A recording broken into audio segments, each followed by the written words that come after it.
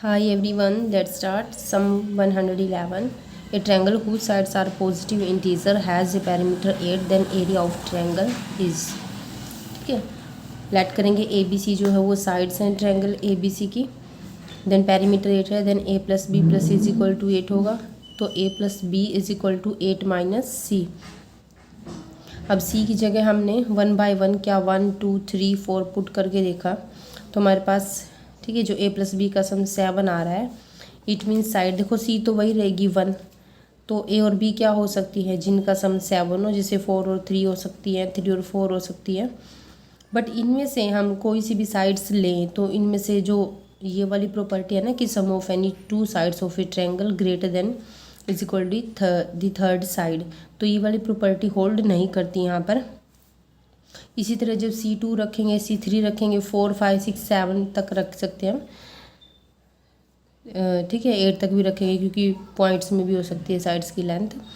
तो यहाँ पर हमेशा जो साइड्स है ना वो 3 3 2 यानी कि 2 साइड्स तो 3 3 होंगी और 1 साइड 2 होगी. सिर्फ उसके लिए ही प्रॉपर्टी होल्ड करेगी. ठीक है, हमने देखो सब कोई करके देखा, मैंने स्पेशल आपको ये करके दिखाया है ताकि प्रूव हो जाए. चाहे इस केस में देखो यहाँ भी 2 साइड 3 आ रही है और एक 2 आ रही है. ठीक है, बाकी किसी में भी होल्ड नहीं करेगी, हमने देखा. ठीक है, ये नहीं कि सिर्फ 2 साइड्स प्रॉपर मतलब पर्टिकुलर 2 साइड उठाएं उनका सम इक्वल हो, कोई से भी हम 2 साइड उठाएं उसके लिए होल्ड करनी चाहिए प्रॉपर्टी. सो हर केस में हमारे पास साइड्स क्या आ रही है 3 3 एंड 2. ठीक है, अब साइड्स पता चल गई तो हीरोन फॉर्मूले का यूज़ करके हम ट्रायंगल का एरिया फाइंड कर सकते हैं. तो हमारे पास क्या आएगा 2√2 यूनिट.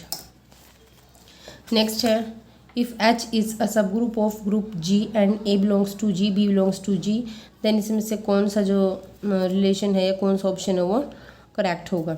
हमारे पास एक थ्योरम होती है if H is any sub group of group G and A B belongs to G, कोई एलिमेंट है. If two right cosets are equal then a b inverse belongs to H. अब cosets क्या होता है, right coset generated by a. अगर a element से right coset क्या होगा यानी कि उसकी राइट साइड में सब ग्रुप के ए आ जाएगा और बी से तो बी आ जाएगा राइट साइड में. सिमिलरली अगर लेफ़्ट कोसेट हो तो लेफ़्ट में ए आ जाएगा और बी आ जाएगा. अब इसी से हमारे रिलेटेड है ये प्रॉपर्टी थ्योरम. ठीक है, कि 2 राइट कोसेट्स यानी कि जिनके राइट में एलिमेंट हो वो इक्वल हो तो क्या होगा a b inverse belongs to H. देखो ऐसे ध्यान रखना, राइट कोसेट इक्वल है ना तो राइट वाले से उठा के एलिमेंट उधर लेके जाना है तो क्या बन जाएगा ये बी इनवर्स बन जाएगा. ठीक है, तो ए बी इनवर्स क्या होगा H से बिलोंग करता है, ये रहा और वो. ठीक है, ये वाला ऑप्शन होल्ड है. सिमिलरली लेफ़्ट के लिए हो जाएगा तो लेफ़्ट के लिए आप लेफ़्ट वाला उधर उठा के ले जाना तो ए इनवर्स बी बिलोंग करना चाहिए H से. नेक्स्ट है if the system of equation this has a non zero solution then alpha is equal to. देखो होमोजीनियस सिस्टम ऑफ इक्वेशन होता है. होमोजीनियस सिस्टम ऑफ इक्वेशन क्या होता है जिसके राइट साइड में क्या हो जीरो हो सिस्टम के. अब देखो अगर ट्रिवियल सोल्यूशन कब होता है जब determinant of a not equal to zero होता है बट एक्स वाई जेड तीनों ज़ीरो होते हैं. और नॉन ट्रिवियल में डिटर्मिनेंट तो ज़ीरो होता है लेकिन x y z not equal to zero होते हैं. अब हमें जो गिवन है देखो जब भी ना वैल्यूज़ निकालनी हो ना इस तरह से तो वहाँ पर या तो सिंगुलर दिया होगा या फिर नॉन ज़ीरो सोल्यूशन होगा क्योंकि डिटर्मिनेंट ऑफ ए ज़ीरो होगा तभी तो वैल्यू निकलेगी ना. तो नॉन ट्रिवियल दिया हुआ है तो डिटर्मिनेंट ऑफ ए ज़ीरो होगा तो डिटर्मिनेंट को सोल्व करके अल्फ़ा की वैल्यू आ जाएगी -3. नेक्स्ट है if A vector B vector are 2 unit vectors है then this is equal to C vector then C is parallel to. C किसके पैरेलल होगा इसको सोल्व करेंगे हम. A vector plus B vector unit vector है तो ए को मान लिया आई कैप, बी को मान लिया जे कैप और यहाँ वैल्यूज़ पुट कर दी हमने और यहाँ आई क्रॉस जे कैप हो गया is equal to C vector. Okay, अब यहाँ पे आई क्रॉस जे देखो साइक्लिक ऑर्डर में होते हैं तो के आएगा, के की दोनों तरफ क्रॉस मल्टीप्लाई करेंगे हम तो आई क्रॉस के एंड जे क्रॉस के इक्वल टू सी वेक्टर. अब यहाँ से जे क्या है मिसिंग है, जे मिस है तो माइनस का जे आ जाएगा क्योंकि ऑर्डर टूट गया बीच में और जे के ये ऑर्डर में ही चल रहा है तो आई आ जाएगा इज इक्वल टू सी. तो जे क्या था हमारा बी वेक्टर, आई क्या था हमारा A vector is equal to C vector. Then C vector क्या आ गया हमारे पास A vector minus B vector. This implies C vector क्या होगा, parallel to A vector minus B vector. 115 देखिए, if alpha beta are the roots of this equation and alpha by beta beta by alpha are the roots of this equation then values of P is, ठीक है, sum of root और product of roots का formula लगाएंगे हम दोनों equation में, ठीक है। एक बार सम प्रोडक्ट से ये आ जाएगा जो फर्स्ट वाली इक्वेशन है, तो इसको इक्वेशन 3 और 4th नेम दे देंगे। तो जो सेकंड वाली इक्वेशन है उसके लिए सम ऑफ रूट हम फाइंड करेंगे तो ये आ जाएगा, एलसीएम लेंगे तो ये आ जाएगा। अब यहाँ पे +2 अल्फ़ा बीटा -2 अल्फ़ा बीटा करेंगे तो अल्फ़ा प्लस बीटा का whole square -2 alpha beta is equal to this, ठीक है। ऐसा हमने क्यों किया, क्योंकि हमारे पास ऊपर अल्फ़ा प्लस बीटा और अल्फ़ा बीटा की वैल्यूज़ है, ठीक है। जस्ट वो क्या करेंगे, पुट करेंगे एंड सोल्व करेंगे, तो हमारे पास पी की वैल्यू यहाँ से क्या आ जाएगी, 1 आ जाएगी। नेक्स्ट है harmonic mean of roots of equation is, harmonic mean let alpha beta roots है तो हार्मोनिक मीन क्या होता है, 2 alpha beta by alpha plus beta. और अगर ना भी याद रहे तो कैसे याद करोगे, देखो अरिथमेटिक मीन होता है ना, वो क्या होता है, जैसे ए और बी है, ठीक है, दो हमारे पास वैल्यूज़ हैं, तो a प्लस बी बाई 2 होता है ना, तो हार्मोनिक मीन के लिए क्या करेंगे हम, उसका अपोजिट हो जाता है, तो 2/1 bye alpha plus 1 by beta, जिस एलसीएम लेके सोल्व करोगे तो ये आ जाएगा, ठीक है। अब अल्फ़ा ये क्या हो गया, प्रोडक्ट ऑफ रूट, ये क्या हो गया, sum of root, c by A B by A, तो यहाँ से c और c by B sum of root और प्रोडक्ट ऑफ रूट्स की वैल्यू पुट करेंगे तो ये आएगा। इसको सोल्व करने के बाद आपके पास 4 आंसर आ जाएगा। नेक्स्ट है 117, in triangle A B C if cos a is equal to a cos b by B cos c by C, ठीक है, मीन से गिवन है और a इज इक्वल टू 2 है, देन एरिया फाइंड करना है। अब ये रिलेशन तो हमें गिवन है, ओके, और ये वाला होता है, ये a by sine is equal to b by sine, b is equal to c by sine c, दोनों की क्या करेंगे, मल्टीप्लाई करेंगे। इसके बाद मल्टीप्लाई करने के बाद क्या आ जाएगा हमारे पास, यहाँ से कट हो जाएंगे ये, कोस ए बाई साइन ने cot A, similarly cot B is equal to cot C, तो यहाँ से एंगल सेम आ जाएंगे ए बी सी। अगर ये इक्वल है it means A is equal to B is equal to C, क्योंकि यहाँ भी क्या आ जाएगा ए बी सी, तो कैंसिल हो जाएंगे।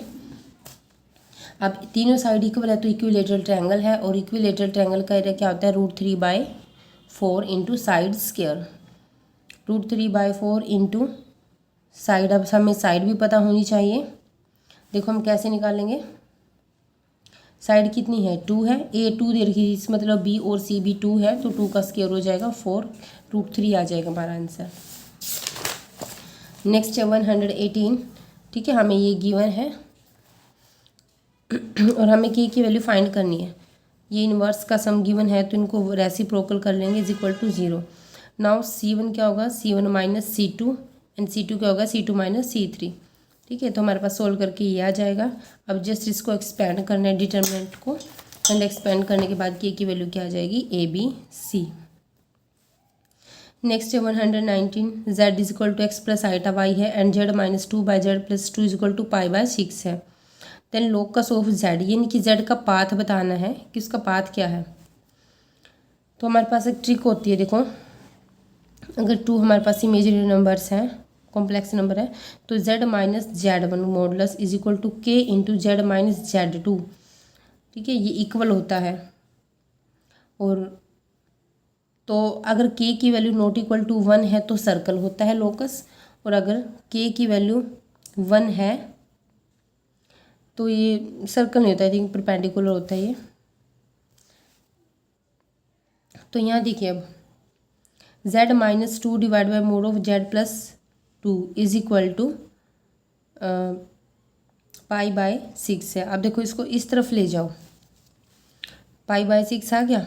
अब π/6 क्या है, k है, ये नॉट इक्वल टू 1 है, नॉट इक्वल टू 1 है तो इसका पाथ क्या हो गया, एक सर्कल हो गया। और इसका प्रूफ भी दिखा सकती हूँ आपको, देखो हमारे पास ये गिवन था, हमने z की वैल्यू पुट कर दी x प्लस आइटा वाई।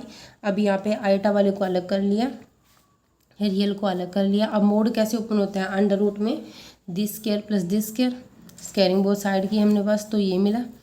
अब हम यहाँ से 36 को उधर ले गए मल्टीप्लाई किया, एक्स स्क्वायर का अलग कर लिया कोफिशिएंट, वाई स्क्वायर का अलग कर लिया, ठीक है, एंड देन एक्स वाला अलग। अब ये इस टाइप की इक्वेशन बन रही है ना, x square plus y square minus plus 2gx plus 2fy plus c is equal to 0, और ये क्या होती है, सर्कल की इक्वेशन होती है।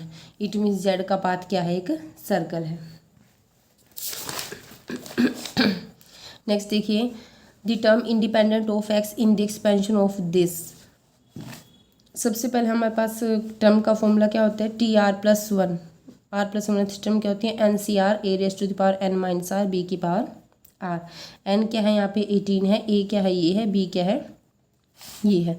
सो हमने इसको सोल्व कर लिया पावर करके, ठीक है। अब जो विदाउट एक्स वाला है उसको बाहर ले लो, ले लिया। अब यहाँ से एक्स की पावर ऐड कर दो, ऐड करने के बाद ये है।